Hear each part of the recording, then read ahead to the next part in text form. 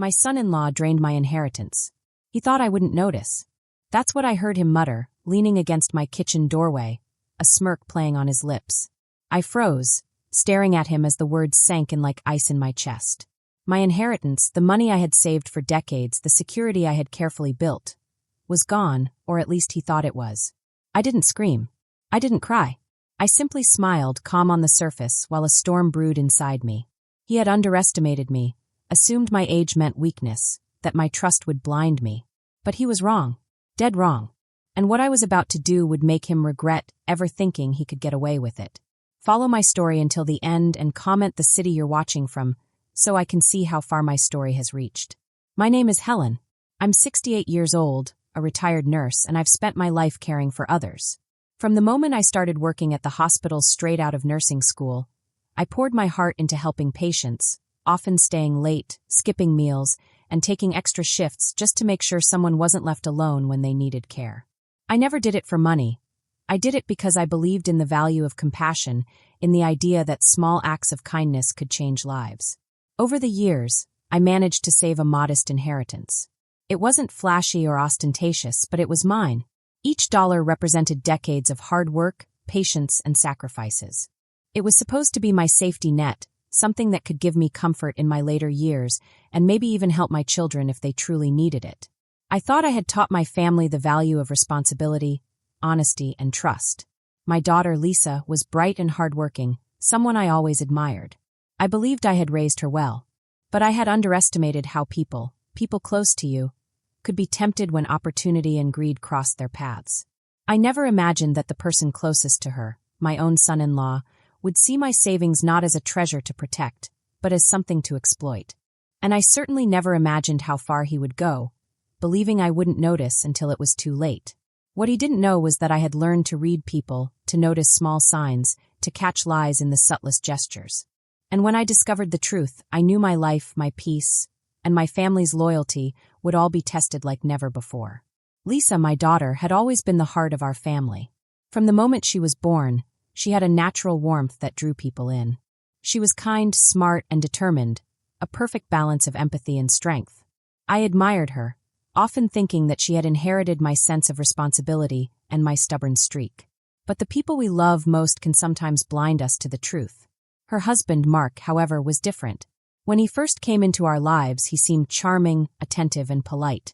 He smiled at my jokes, helped with chores, and made sure to compliment my cooking. I trusted him as any mother would. I wanted Lisa to be happy, and for a while, I thought she had found her safe harbor. Over time, subtle things began to change. Mark started speaking of investments and opportunities in casual conversation, often when Lisa wasn't around. He would casually suggest ways I could make my savings work harder, always with a smile that suggested he was only helping me. Lisa, distracted with her work and family, trusted him too, assuming he had her best interests at heart. Then there was the tension that slowly crept in. Dinner conversations grew shorter, visits more hurried. Small lies, half-truths, and manipulations began to take root, unnoticed at first, but steadily reshaping the family dynamic. Mark became controlling over financial discussions, while Lisa, loving but unaware, started relying on his guidance. I watched all of this quietly, trying not to interfere, hoping it was harmless. But deep inside, a nagging unease settled. Something didn't feel right. And then, the day came when I finally discovered what Mark had been hiding. A betrayal far worse than anything I could have imagined. It started with small, almost imperceptible signs. Bills that didn't add up, unexpected withdrawals from accounts, and strange transactions on statements that Mark always explained away with vague excuses. At first, I doubted myself. Perhaps I had made a mistake or misread the numbers. But the pattern was unmistakable. Mark became increasingly defensive whenever I asked questions. His tone, once charming, grew sharp. "Mom, you're worrying too much," he would say. "I'm just trying to help manage things." Lisa, trusting as ever, nodded along, her hands wringing nervously. She didn't see the subtle manipulation, the way he shifted blame and reframed the situation to make me appear forgetful or paranoid. I felt my world shifting beneath me. The people I trusted, my daughter and her husband, seemed to be conspiring against the very security I had built. Every casual comment Mark made about investing or smart spending now felt like a calculated move, a step toward draining what I had spent decades saving. I began to notice his secretive behavior. Long phone calls in private, late-night online banking sessions, and sudden absences from family events. Lisa remained oblivious, caught between love for her husband and her own sense of fairness. The conflict intensified as I started confronting him indirectly, questioning small inconsistencies in our finances. His responses were measured, often feigning concern or anger at my distrust. But inside, I could feel the tension rising, the truth pressing against the walls of their deception. It was only a matter of time before this growing storm would erupt, and when it did, nothing would remain the same. The breaking point arrived on a chilly October morning, when I discovered the extent of Mark's betrayal. I had been reviewing my bank statements, something I rarely did in such detail. But after weeks of small inconsistencies, my curiosity turned into necessity. I logged into my online account, and what I saw made my hands tremble. Thousands of dollars had been siphoned from my inheritance. Wire transfers, cash withdrawals, and online purchases, all done under his name or through accounts he controlled. He had drained almost half of my savings, money that I had intended for my retirement, for Lisa, and for emergencies that might come later. I felt my chest tighten as panic and anger swirled together. How could someone so close, someone I had welcomed into my home and trusted with my daughter, commit such an unforgivable act? The betrayal cut deeper because it wasn't just money. It was a violation of trust, a desecration of everything I had worked for. I confronted him immediately, my voice trembling but firm. "Mark, what have you done?" I demanded, holding the printed statements in my hand. He looked surprised for a fraction of a second, but his calm quickly returned. "Helen, I'm just managing the finances." "You worry too much," he said smoothly, trying to dismiss my anger. "Managing? You stole my money," I said, my voice rising. "You took what wasn't yours." Lisa walked in then, sensing the tension. "Mom, what's happening?" she asked, confused and scared. I showed her the statements. Her eyes widened in shock, and for a moment, I thought she might finally see him as I did. But she shook her head, torn between disbelief and loyalty to her husband. This doesn't make sense, Mom." "Maybe there's an explanation," she whispered. But I knew there was no explanation. Every transaction told a story of calculated greed, of a man who believed he could manipulate, deceive, and get away with it. I called Daniel, my younger brother, my only family who had always been fiercely protective. "He's draining her inheritance," I said, voice tight with rage and hurt. "I need help. I can't do this alone." Within hours, we began documenting everything: statements, receipts, communications. Mark protested, claiming it was legal, claiming he had Lisa's consent, claiming I was imagining things. But the evidence was overwhelming, and for the first time, I realized I was no longer powerless. That night, I lay awake, the weight of betrayal pressing down, but beneath the hurt, a flicker of determination grew. Mark thought he had me fooled, that I would quietly accept his theft. But I was learning that pain could be transformed into power, that betrayal could awaken a resolve I had never known. The storm had arrived, and I was ready to meet it head-on. After that day, nothing felt the same. My home, once a place of comfort, became a stage for tension and quiet fear. Every time Mark walked through the door, his smugness grated against my nerves. Lisa, confused and conflicted, oscillated between believing me and defending her husband. And I, the woman who had spent decades nurturing and trusting my family, felt like a stranger in my own life. I spent hours poring over the transactions, tracing every withdrawal, every purchase, every transfer Mark had made. I felt a mix of disbelief and anger. How could someone so close take advantage of me so completely? It wasn't just money. It was years of sacrifice, decades of careful planning, and the security I had built for my later years. It felt like a part of my life had been stolen, a betrayal that cut deeper than I had ever imagined possible. The nights were the hardest. I lay awake thinking about how much I had trusted him, how easily he had manipulated the people I loved. I thought about Lisa, my daughter, my heart, and how she had been unknowingly complicit in this deception. I felt isolated, as though my entire world had shifted beneath my feet. Daniel became my anchor. He visited daily, helping me make sense of the chaos. "Mom," he said one evening, his voice firm. He thought he could do this without consequences. But he didn't count on you noticing. "We're going to fix this. Together."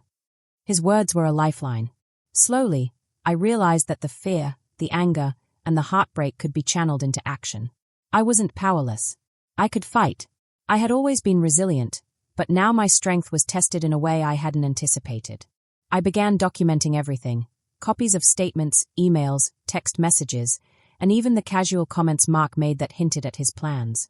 I recorded conversations where he tried to gaslight me, claiming that the money had been spent wisely or that I didn't understand. Each piece of evidence became a weapon, a shield against the injustice. At the same time, I had to navigate my relationship with Lisa, who struggled to reconcile the man she loved with the person he had revealed himself to be.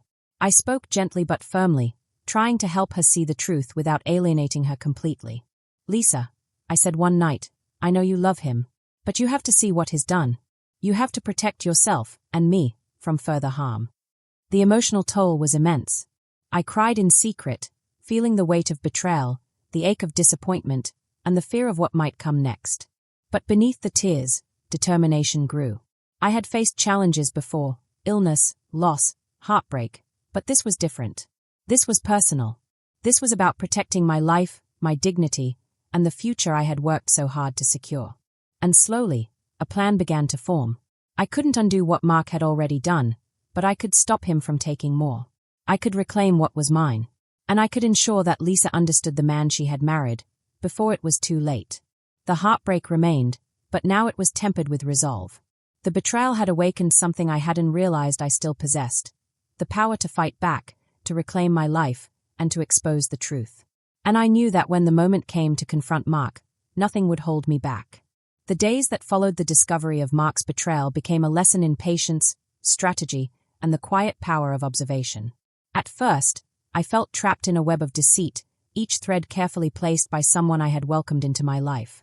But slowly, I realized that the very tools he had used to manipulate me, his arrogance, his overconfidence, his assumptions about my age and naivety, could become my advantage. I started by learning everything I could about financial fraud and elder exploitation. I spent hours at the library, online, and consulting with experts. I spoke to a trusted attorney who specialized in family and financial law, outlining every transaction Mark had made and every suspicious behavior I had noticed. Their eyes widened as I laid out the evidence. "He's not just reckless," my attorney said. "He's deliberately exploiting you. And we can stop him." I felt a spark of hope, one that had been buried beneath layers of hurt and disbelief. For the first time in weeks, I felt the old confidence return, the confidence I had carried through my career as a nurse, when I faced emergencies with calm precision, when I protected my patients and made difficult decisions under pressure. That same strength had not vanished. It had only been waiting for the right moment to resurface. I began documenting Mark's actions meticulously. I saved bank statements, receipts, and digital records. I took notes on every interaction, every lie, and every attempt to manipulate me. I even installed discreet security cameras in common areas, not out of paranoia, but to gather undeniable proof of his intentions. Meanwhile, I had to tread carefully with Lisa. She loved her husband and was blind to his duplicity.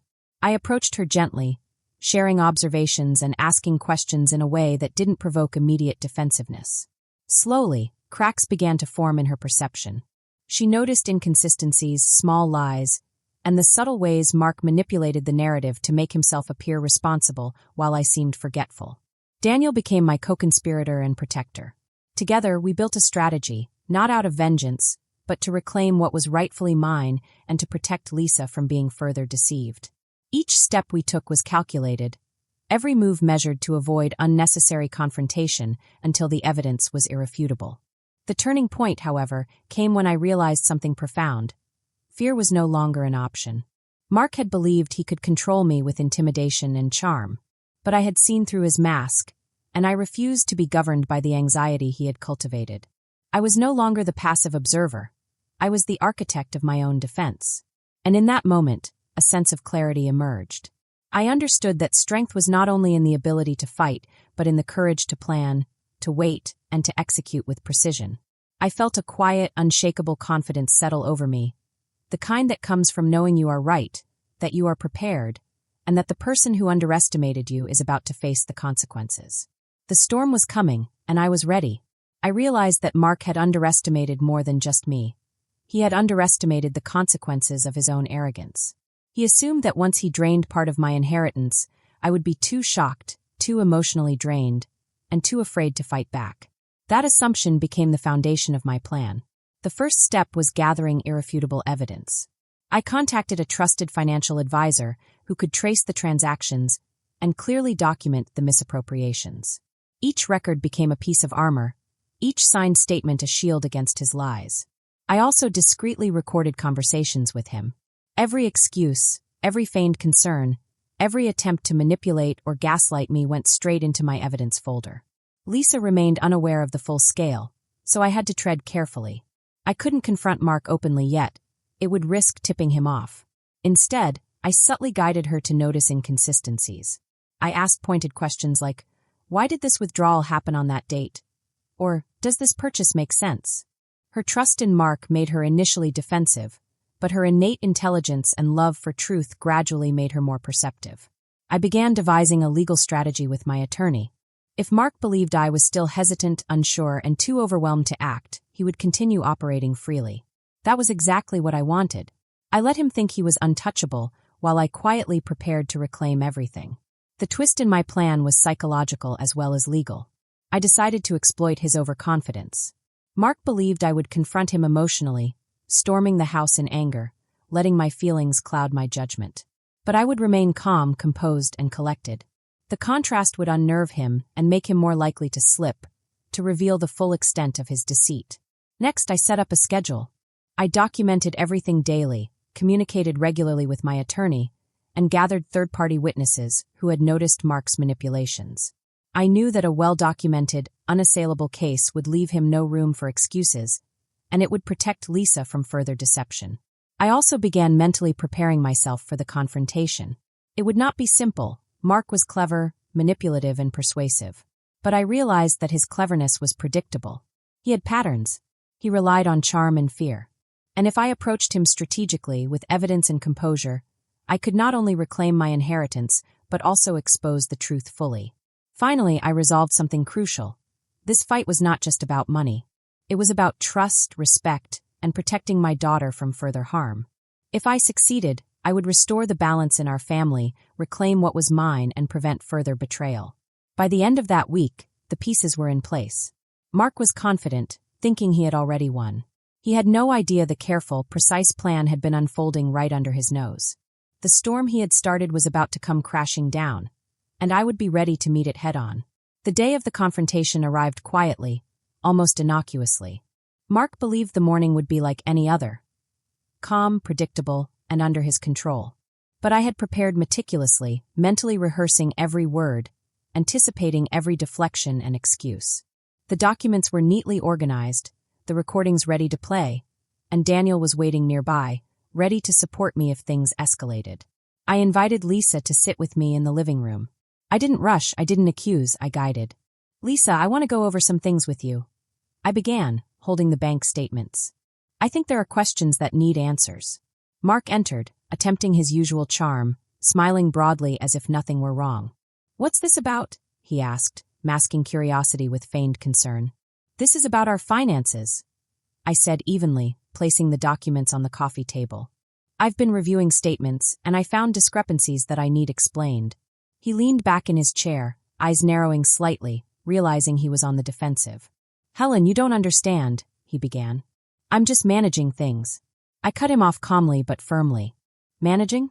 Mark, this isn't about management. This is about money taken from me, my inheritance, without my consent. Lisa looked between us, confusion and fear in her eyes. Mark, is this true? She asked, voice trembling. Mark's confidence faltered. He stammered. It's complicated. Helen, you're overreacting. I pressed play on the recorder. The room filled with his own words, clear and unmistakable, admitting to siphoning money, justifying it as necessary and beneficial. The audio echoed undeniable. Denise's calm mask, if there had been one, shattered in the truth of his own voice. Lisa gasped, the realization dawning on her, the first cracks in her blind trust. I trusted you, I said, voice steady, calm yet searing. I welcomed you into my family, and this is how you repay me. With theft, deception, and manipulation. Mark flinched, his eyes darting to Daniel, to Lisa, then back at me. For the first time, I saw true fear, the recognition that he had underestimated me, that his cleverness had a limit. You think you can intimidate me or confuse me with charm? I continued. You have crossed a line that cannot be ignored. And now the consequences are coming. I went through the evidence methodically, transactions, receipts, emails, and recorded conversations. Each piece was a nail in the coffin of his lies. Lisa watched, horror mixing with relief, as the truth became undeniable. Mark's excuses grew weaker. His composure crumbled as the reality set in. The smug arrogance, the confident manipulation, the casual charm, all dissolved under the weight of evidence and the quiet strength of a woman who refused to be deceived. Finally, I looked at Lisa. You need to see clearly now, before it's too late. Protect yourself, and know the truth about who you married. The confrontation ended not with shouting or violence, but with a chilling clarity. Mark realized he had lost the control he had taken for granted. And I realized, with a deep, steadying breath, that I had regained the power that was always mine, the strength that had been awakened by betrayal. The battle was far from over, but the first decisive victory had been won. The days following the confrontation were surreal. The truth had been laid bare, the lies exposed, and the betrayal confronted. Mark retreated into silence, avoiding the house, while Lisa grappled with the reality of the man she had married. She was heartbroken, torn between love and the painful knowledge that trust had been violated in the deepest way. I spent hours organizing the evidence, working closely with my attorney. Every recorded conversation, every transaction, every inconsistency became part of a clear, undeniable case. The attorney confirmed that we had enough to not only reclaim the stolen funds, but also to press charges for financial exploitation. The relief I felt was profound, yet tempered by the reality of the emotional wounds that remained. Lisa came to me one evening, sitting beside me in the quiet of the living room. "Mom," she whispered, "I can't believe I didn't see it. I was so blind.